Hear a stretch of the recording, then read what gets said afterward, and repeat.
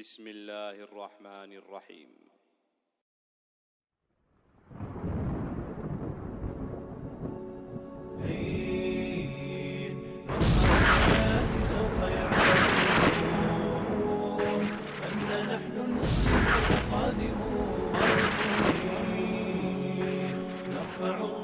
سوف يعلمون أننا.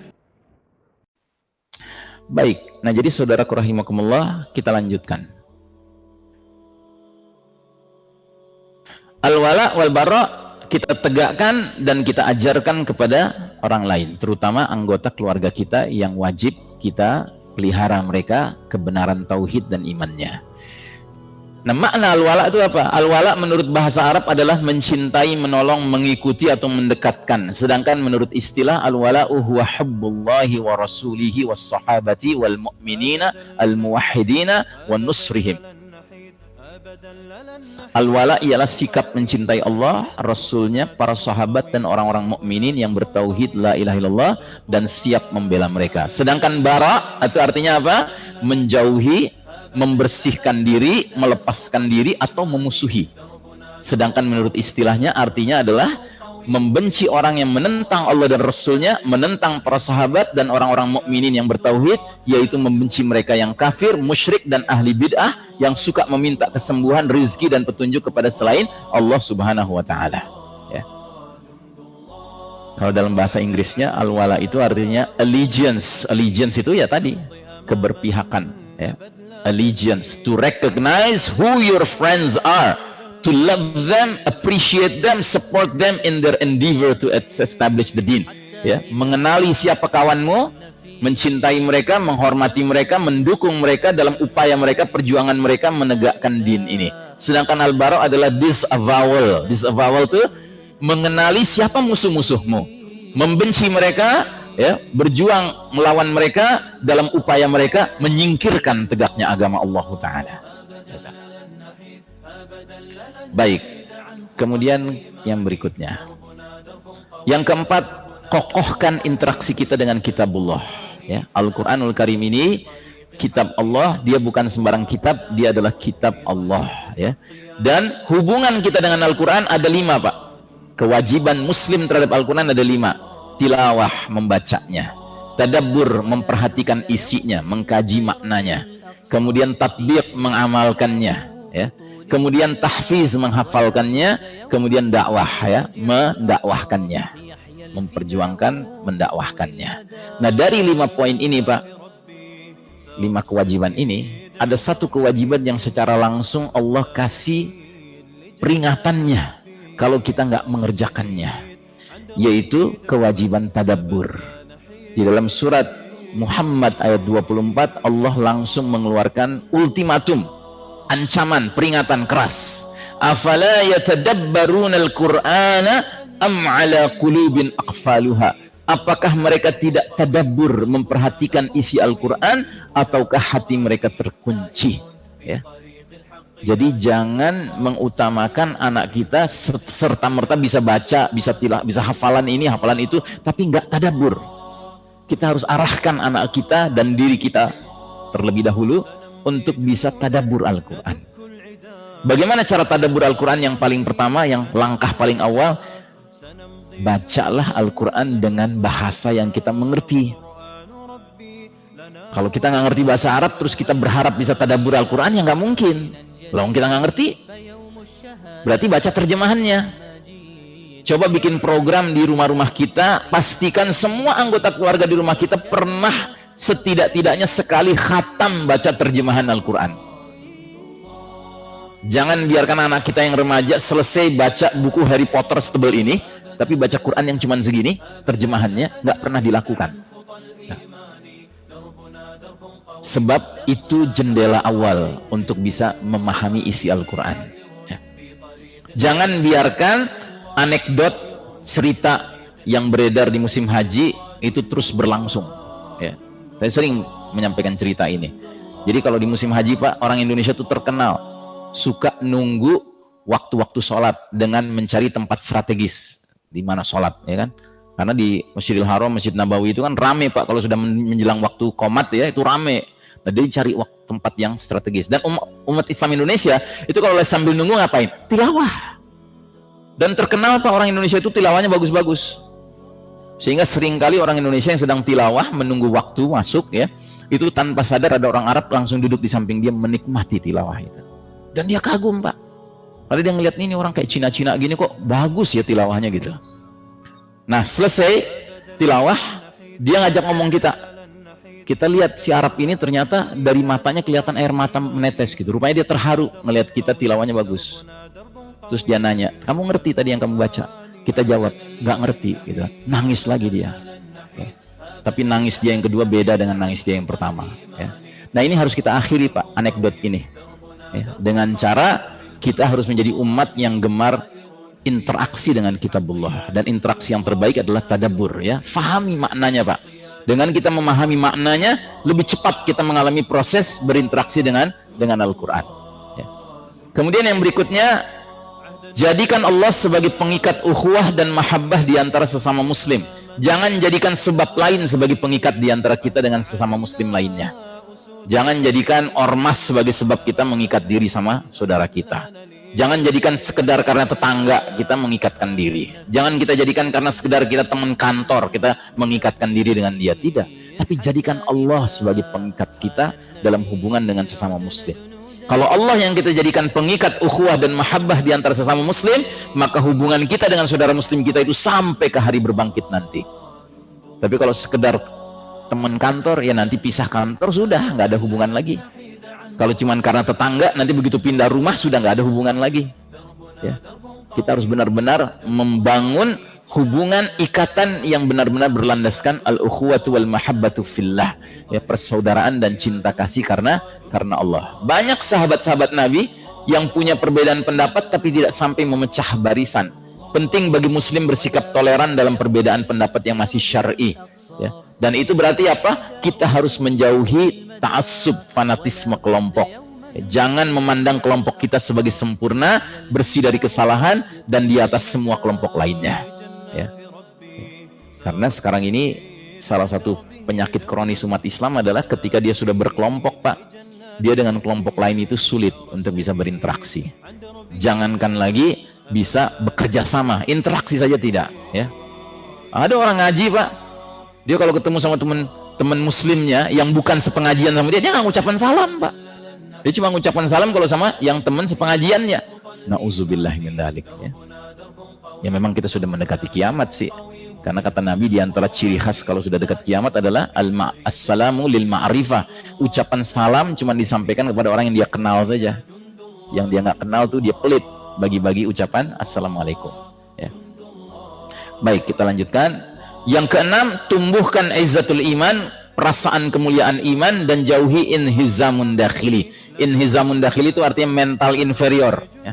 Kita tidak boleh memiliki mentalitas inferior ya. Sebagaimana perintah Allah dalam surat Ali Imran 139, wala tahinu wala tahzanu wa antumul a'launa in kuntum mu'minin. Janganlah kamu bersikap lemah ya. Sebenarnya terjemahan yang paling tepat, wala tahinu itu janganlah kamu merasa hina ya, jangan merasa hina. Wala tahzanu, dan janganlah kamu bersedih hati. Wa antumul a'launa, padahal kamu ini orang-orang yang paling tinggi derajatnya di sisi Allah. Dengan syarat apa? In kuntum mu'minin, jika kalian orang-orang yang beriman. Jadi kita ini orang beriman Pak. Kita ngelihat kemajuan barat, kemajuan orang kafir gitu Pak, dengan kekayaan mereka, kedigdayaan mereka, kita memandang itu kecil Pak. Kita nggak boleh memandang itu besar. Kenapa? Karena semua itu nggak ada gunanya di mata Allah ketika mereka tidak menggunakan itu di jalan kebenaran. Itu yang harus kita pegang ya.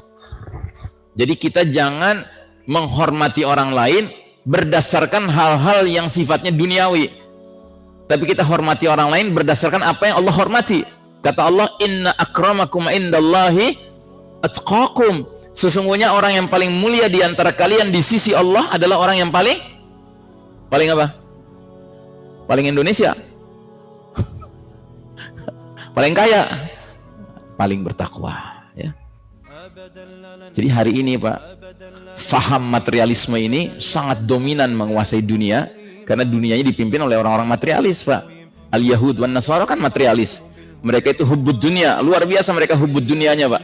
Sampai digambarkan dalam surat Rum. Rum itu surat bangsa Romawi. Bangsa Romawi itu bangsa Nasrani. Itu digambarkan mereka itu la ya'lamuna zahiran minal hayatid dunya wa hum anil akhirati hum ghafilun.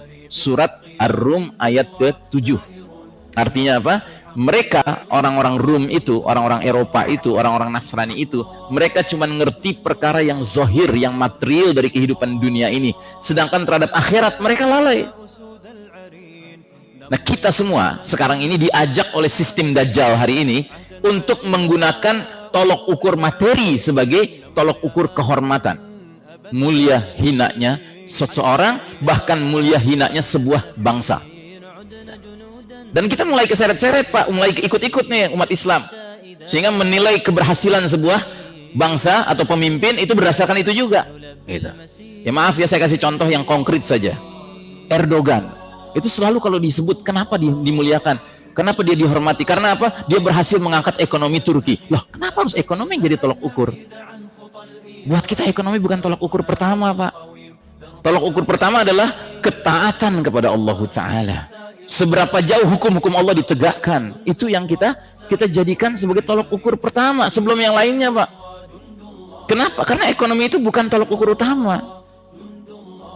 Allah itu memberi rezeki kepada siapapun. Allah menjadikan orang kaya itu bukan hanya orang-orang yang Allah cintai, orang-orang yang Allah benci juga dikasih kaya, Pak.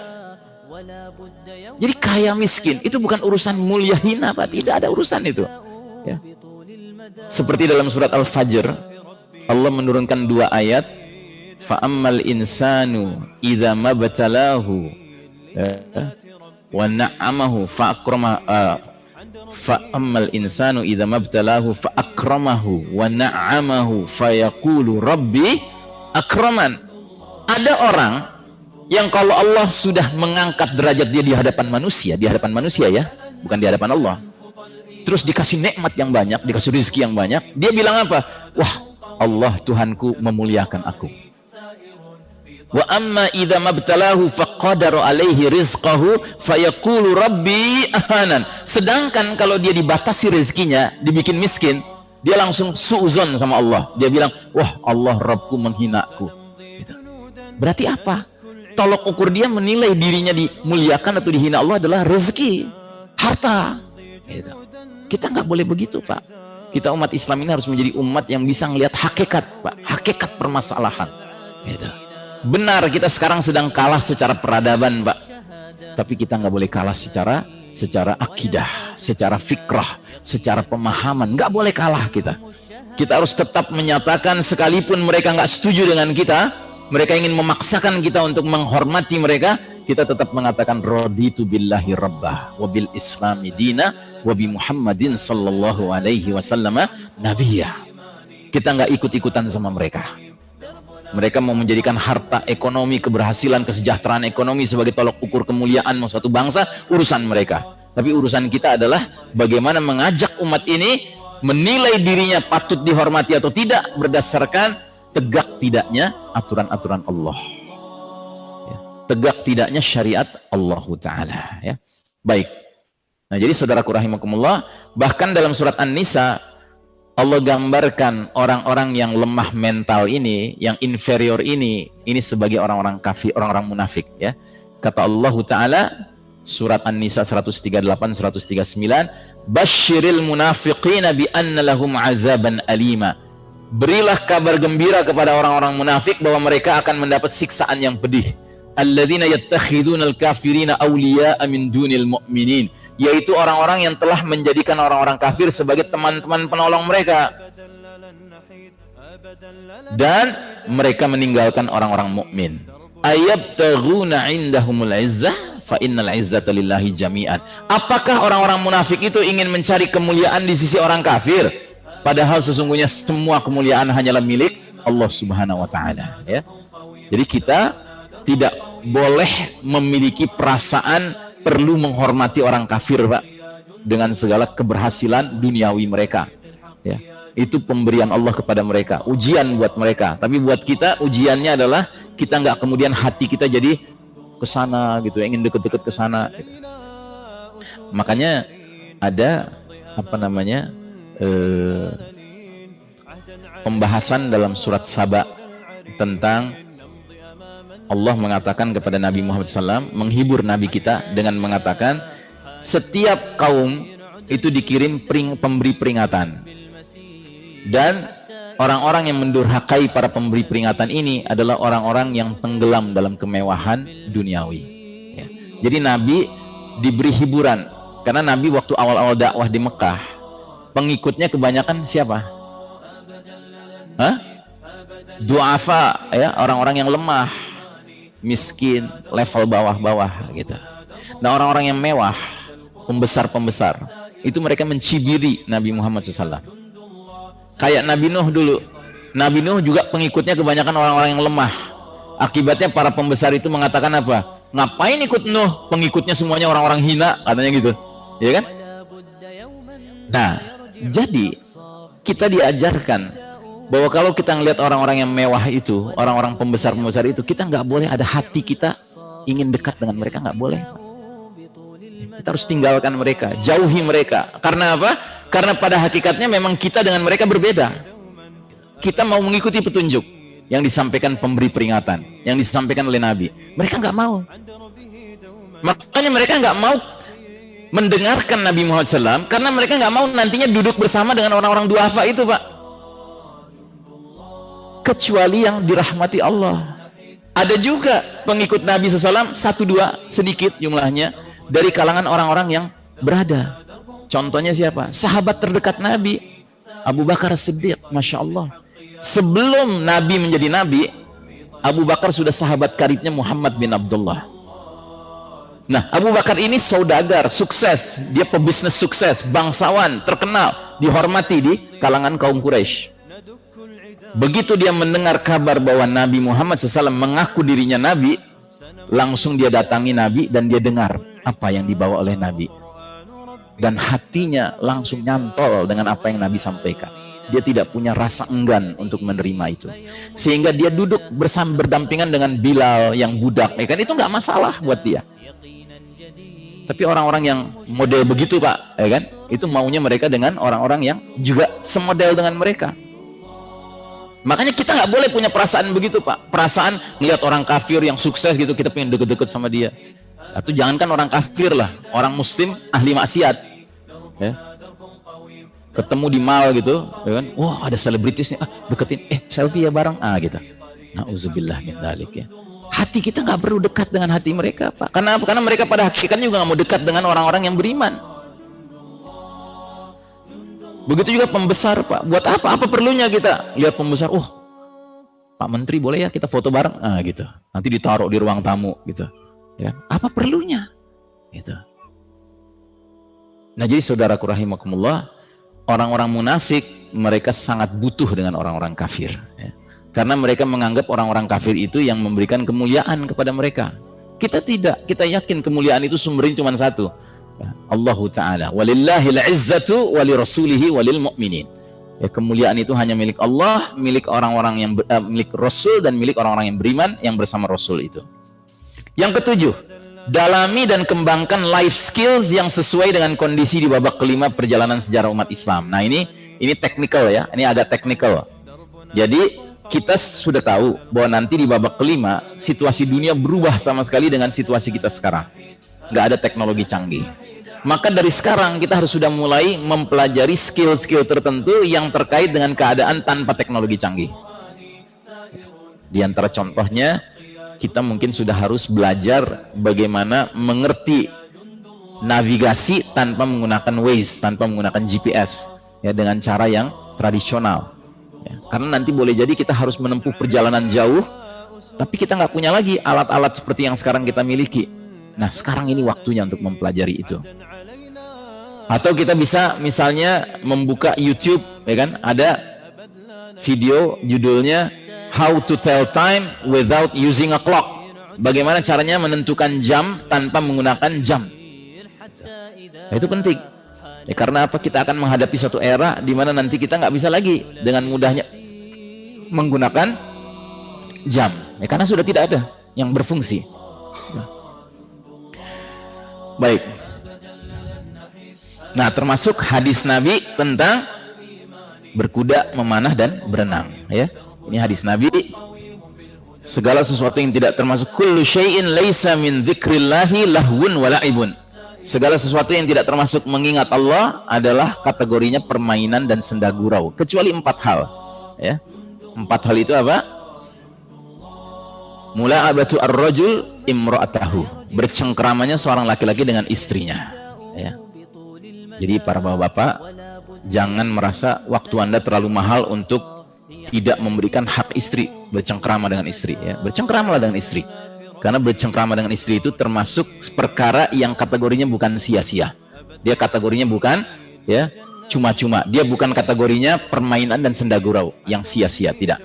Tapi syaratnya ada, istri Anda, ya kan? Itu yang penting, ya. Yang kedua, seorang lelaki berlatih berkuda. Yang ketiga, berjalannya seorang lelaki antara 2 tujuan, maksudnya memanah, ya.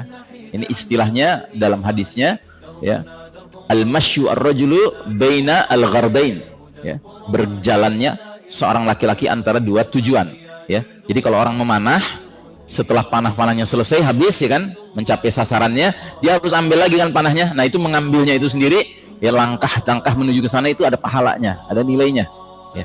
Makanya kalau Anda latihan panahan, jangan biarkan orang lain yang ngambilin panahnya, Pak. Anda rugi, ya. Itu peluang pahalanya besar itu, ya. Kemudian seorang lelaki berlatih berenang, ya. Jadi ini semua perkara-perkara yang nantinya kita perlukan di era sudah tidak ada teknologi canggih, ya. Kita nggak bisa lagi menggunakan bedil, kita nggak bisa menggunakan lagi apa namanya modern weaponry, ya, persenjataan modern ini nggak ada lagi, ya. Maka kita harus kembali menggunakan yang manual, ya. Bahkan ada kawan saya sudah mulai berpikir bukan saja latihan panahan yang diperlukan, tetapi bagaimana kita mulai mendidik anak-anak kita bikin panah, ya. Karena nanti nggak ada pabrik lagi, Pak. Kalau nggak ada pabrik lagi, kita harus punya kemampuan bikin panah dengan cara-cara tradisional, dengan bahan-bahan yang tradisional, ya. Yang kedelapan, ikuti perkembangan informasi dunia Islam dan dunia jahiliyah sistem Dajjal dan sebarkan kepada kaum muslimin, ya. Jadi kita harus jadi orang-orang yang betapapun tidak mau istilahnya larut di dalam berbagai isu-isu yang ada, tapi kita harus mengerti informasi-informasi yang berkembang. Supaya apa? Kita tidak ketinggalan, ya, kemungkinan peristiwa-peristiwa penting yang terkait dengan perubahan zaman ini, ya, tanda-tanda akhir zaman ini. Ya,